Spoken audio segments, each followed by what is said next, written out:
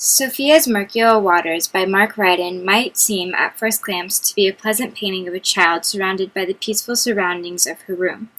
The colors are not confrontational but soft and soothing. The girl is reclining with comfort and ease, and the face of the girl is very striking and beautiful, without a flaw. All of this is then framed with the ornate shape of a heart, giving the piece an overall playful feel. However, a dark undertone lurks, and the meaning of the piece becomes elusive, lost in its surreal surroundings.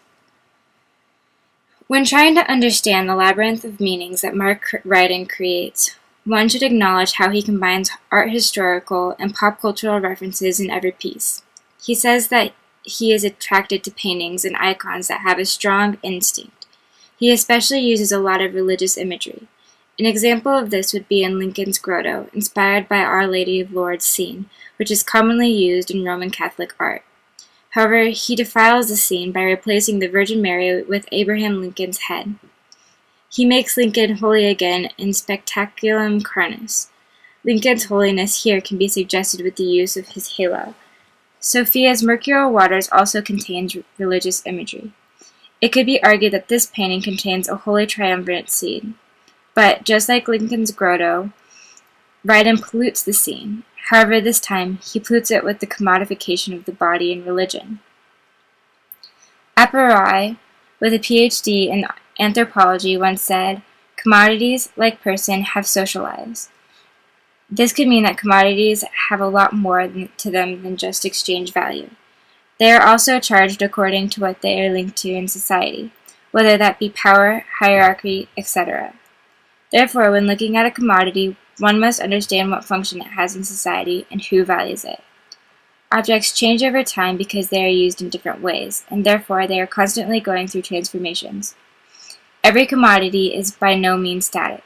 For example, religion and the body have been used by artists for centuries. However, the way that they are used changes, and the way they are valued also changes. Therefore, both the body and the religion are commodities that have social lives that undergo transformations. With this in mind, we can dissect Ryden's not-so-holy triumvirate, which is supposed to represent stability and order. However, it is transformed into that which is unstable and confusing. One of the pieces to this holy triumvirate puzzle is Sophia. Sophia is the Greek word for wisdom.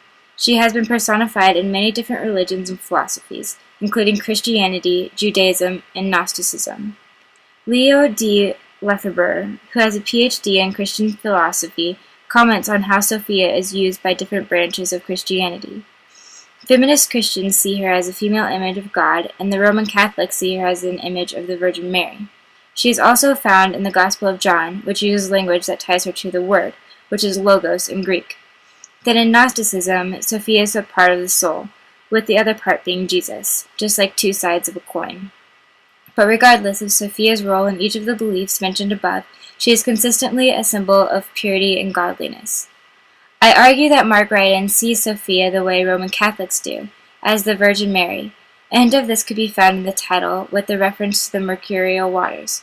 The Mercurial Waters is a transforming substance that is important in alchemy.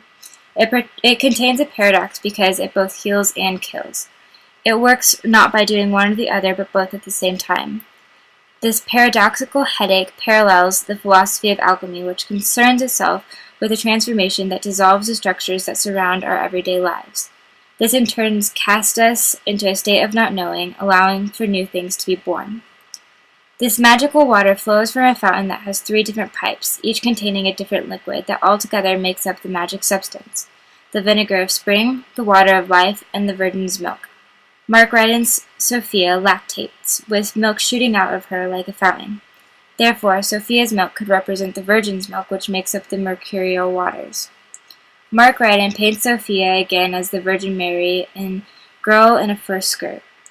Here, she stands with her arms in a pose that religious iconography often uses to represent the Madonna. This Madonna has the same coloring and features as Sophia. She also has the same gaze that is powerful but indifferent. Taking this into account, it is interesting that Ryden assigns Sophia the body of Monet's Olympia, which is an image charged with sexuality. Taking the body of such a notorious icon could be considered kitsch, resulting in the commodification of the piece. However, Ryan uses commodification purposely to make a point. This point is to show how we commodify the body. The body is supposed to be intimate, and in a way a mystery, being that a sexual party has to woo and seduce a woman to see what is underneath her clothes. However, now because of media, the body might not be such a precious commodity. Instead, it is used to advertise or sell. Therefore, this highlights the social life of the female body, which used to be precious and mysterious. However, now it has lost its mystery, and therefore its value has changed. But it is up to us to decide how it has changed and if it is a good thing. It is also interesting that Sophia's head is on the nude body because Sophia represents knowledge or wisdom. When knowledge is introduced to Adam and Eve, it made them feel ashamed of their nakedness. This has almost flipped, though, being that as humanity progresses, we are learning new things and creating new technology. But at the same time, we are becoming more comfortable with our bodies and are willing to put them out there. It was the gaze of the prostitute that shocked the original viewers in 1863. Her gaze is not ashamed but confident and directed towards the viewer who is assumed to be the client entering the room. She is also considered a symbol of freedom, especially to artists like Gauguin and Matisse in the movement of Primitivism, being that she is free to turn the client away if she desires. However, what shocked viewers then does not faze us now. We are used to seeing women showing confidence in their sexuality and women who show freedom in accepting or rejecting sexual partners. We see women with this kind of confidence and freedom every day, especially because companies project this image onto us saying this is how we should be and that their product will help us achieve this. Perhaps writing gives Sophia the body of Olympia to show how our society takes something pure and rapes it with commodification. This juxtaposition of purity and sexuality is pushed further when the sensuous body of the prostitute is paired with the face of a young child. This could be a comment on the consequences of marketing sexuality so persistently and liberally. Young girls and boys are responding to this sexual lifestyle at such a young age, and we are responsible for it. Women shamelessly project this idea of freedom to do whatever or whoever we want, and men see this as a desirable quality in the woman that they pursue. Young children who are greatly influenced by what is around them see this and assume the gender role that is projected onto them. This presents us the question of whether or not it is good to be so open in projecting sexuality. What is gained and what is lost in responding to the demands of the body? In a way, it is taking a step forward, being that we are allowed to be who we are and want what we want without being judged. People also can enjoy their sex lives more because it is a topic that can now be discussed, not a secret, and women are on their way to gaining more equality with men, now that the double standard of promiscuity is being lifted. However, sex can harm us in many ways as well. STIs are very common in today's culture. Sex can often become less intimate when it is used too often for the wrong purposes, and the youth culture is reflecting it at such a young age. Just like the mercurial waters, commodification assists our culture by helping it take a step further. However, simultaneously, we are harmed. Perhaps at the same time, he could be questioning religion by giving the virgin the body of a prostitute. Could he be saying that there is not an immaculate conception, and that Mary is not a virgin? Maybe he is saying that it is all a hoax, and that Mary was just covering up her infidelity. People believed it to be true without questioning the matter much further, but perhaps the social life of religion is changing and people are becoming more skeptical about it. What is valued more is knowledge and science, and things like the Immaculate Conception are left out. This changes art, directing itself away from religious content and away from the church, which was responsible for continuing the religious art tradition for so long. This is because it used to be that churches were a main source of education, political power, and wealth. They commissioned pieces of art in order to promote religion and allow people to experience the stories in the Bible since they might not have been educated enough to read it. These pieces of art were in a way commodities because the church used them to sell their beliefs and ultimately allow them to maintain their power in society. However, now in art, traditional religious icons can be considered kitsch, or an artist references the Bible to sell something else, most likely skepticism or comments that go beyond traditional ways of seeing things.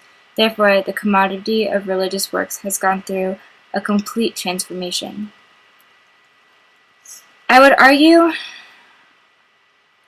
I would argue that Ryden refers to projected gender roles again through the use of the animals around Sophia on her bed. These animals look like they are stuffed animals that children would have on their beds.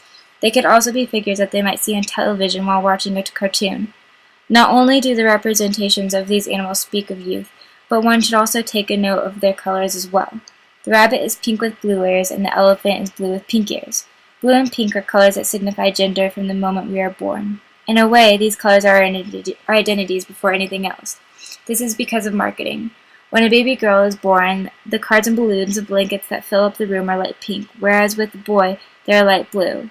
It is so much so that if we see a baby girl in a blue blanket, we would assume that the child is a boy. Therefore, it can be assumed that the pink bunny is a girl and the blue elephant is a boy. It is also interesting where Ryden places these two animals that contain these colors of gender. Both are drinking Sophia's milk that is coming from her mammary glands. The position of the bunny is reminiscent of a little girl. She is embraced by Sophia's right arm, and she is accepted and coerced to come closer and drink the milk, or in this case, the mercurial waters. This could reference the way that young girls long to be embraced and accepted, and perhaps they might feel like they must make themselves sexual objects in order to receive that. Then the blue elephant rests near Sophia's vagina. They could reference the sexual allure that young boys feel. Perhaps they care less about acceptance and more about curiosity. Ryden then includes the figure of Jesus, who could be the second figure of the Triumvirate. In understanding the relationship between the Virgin and Jesus, one must look to the painting of Virgin Child with St. Anne by Leonardo da Vinci. Here the Virgin has her arms around Jesus as if she was about to pick him up and embrace him. She is smiling and her face is full of affection. Jesus is looking back at her and smiling as well. Overall, they interact in a way that is very playful and intimate. However, in Ryden's painting, they both have expressions that are distant and cold.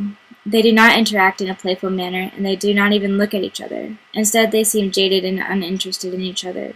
This could be a cry of pain, commenting on how impersonal our society is. We commodify everything, meaning that we see things based on what their value is. However, could it be that we, too, in the process, are commodified? That we are no longer seen as who we are, but instead what our value is? How much money we make, or what we produce? Next, we focus on the image of Jesus itself. Ryden shrinks him and puts him in the end of the bed between the legs of Sophia. This could be referring back to the Virgin and Child with St. Anne, where Jesus rests in between the legs of the Virgin as well. Also, both painters include Jesus with the lamb. However, Leonardo's Jesus seems to be enjoying the company of the animal, whereas Ryden's Jesus holds it coldly. Also, Ryden puts makeup on both Jesus and the lamb. This also creates a tension between what is pure and what is not. In the Bible, lambs are sacrificed because of their purity. Similarly, God sacrificed Jesus because he was pure. Therefore, both of these figures shown together embody purity and sacrifice. However, both figures are shown with makeup, which might not be considered pure, being that it changes in appearance and enhances it, just like marketing enhances its product. One might commodify religion by enhancing it and making it go beyond its original nature. This leads to the question of whether or not Jesus belongs in marketing. Do we soil his purity, or are we promoting him? Is it going against what Jesus would want? Or do we accept that the times are changing and that religion needs to adapt to society in order to survive? I do believe that Mark Ryden is asking these kinds of questions with his reference to mercurial waters.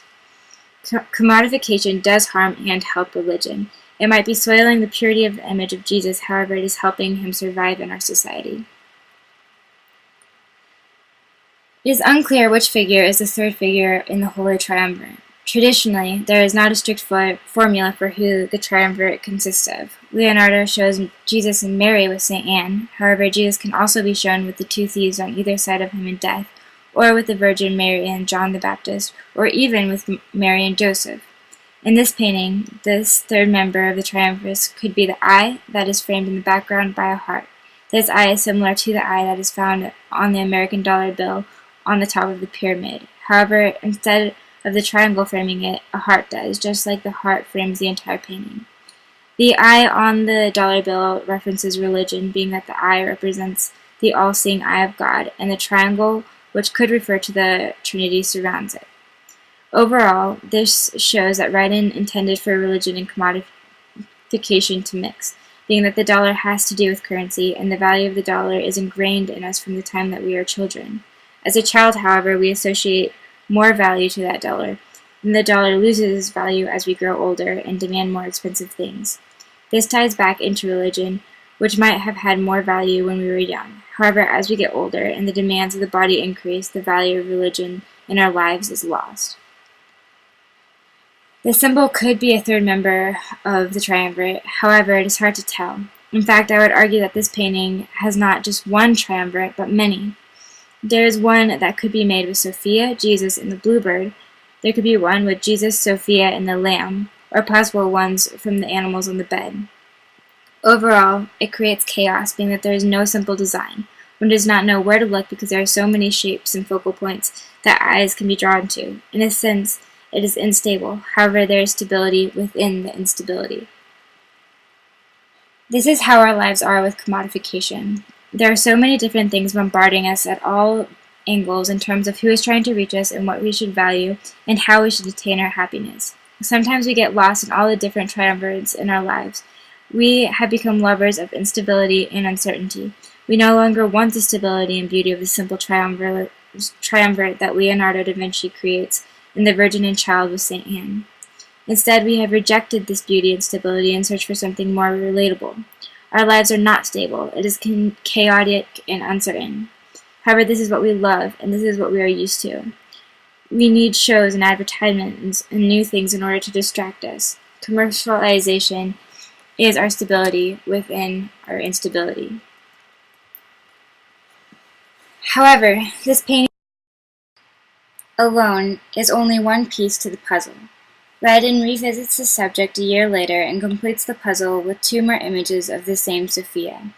He might have intended to make these sketches in 2001 when he created the painting Sophia's Mercurial Waters, or he might have kept looking back, revisiting the subject in order to perfect it. In the first sketch, he moves Jesus from the bed onto the cross in the background, in the place where the eye of God was previously. Also, Sophia's face finally has some emotion. Her expression resonates with sorrow, and she looks down with pain in her eyes. I would argue that this expression is nostalgic. Perhaps this sketch is about death and loss. The color is gone, Jesus is hanging above her head, and a few figures are removed and new triumvirates are made. Nothing is stable in the world, things change, and we are reminiscent. Sophia represents knowledge, and she looks back to the past and mourns because she knows what has been. Then finally, there remains the last sketch, in which Ryden removes nearly all of the figures and only keeps one simple triumvirate. This triumvirate is made of Sophia, the elephant, and the bunny. Maybe Ryden is making an attempt to retain some sort of stability that might be seen in The Virgin and Child with St. Anne. Now that everything is removed and only three remain, Ryden makes the image clear and stable, and Sophia's face is in a clean state, ready to either come alive or remain jaded. Maybe only the figures that were nurtured by Sophia and drank from her milk survived. In other words, only those drinking the mercurial waters were able to continue their lives. Perhaps he is referring to the alchemist's transformation, which, as we recall from earlier, dissolves the everyday structures around us and allows for something new to be created. Here the structures that are around Sophia, the bunny, and the elephant are dissolved. The beds, the sheets, the walls, everything. All that is left is a vast expanse of emptiness around this triumvirate, which represents stability. Perhaps Ryden is saying that only those who drink of the mercurial waters and go through this kind of transformation survive. But maybe survival pertains to the being vivacious and not blending in or fading into the background. This could be Mark Ryden's overall comment on commodification, that we must rid ourselves of our value systems and try to seek beauty in things that are not necessarily valuable in the eyes of society. Perhaps we need to go back to what is pure and start over new. Perhaps the knowledge of innocence is what embraces us. Maybe we should just try to let go of reason and justification and explore the vast emptiness that surrounds us. This emptiness behind Sophia could possibly represent the psyche, which is vast and unknown. It determines our desires and our needs, but these desires are restrained by our society and by who they want us to become. We must not become commodities, with our value being dictated by economics or class. Instead, the only way to be alive is to get rid of commodity and explore the desires of your psyche.